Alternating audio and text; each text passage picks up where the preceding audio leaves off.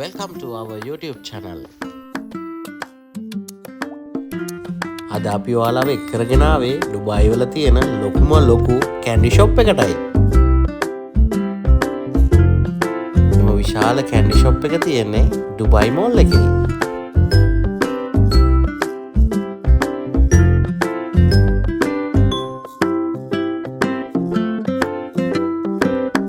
වර්ගාඩි 11500ක විහිදිලා තියෙන මේම කැන්ඩි ෂොප් එක ඩුබායි මෝල් එකේ ග්‍රවුන්ඩ් ෆ්ලෝර් එකේ වෝටර් ඇක්වරියම් එක ගාව තමයි තියෙන්නේ.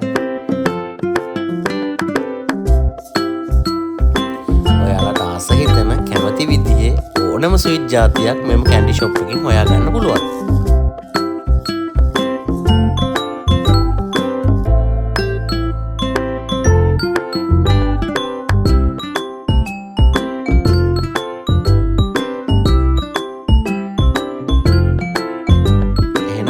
ඉවර වෙනකම් බලන්න ඕනේ.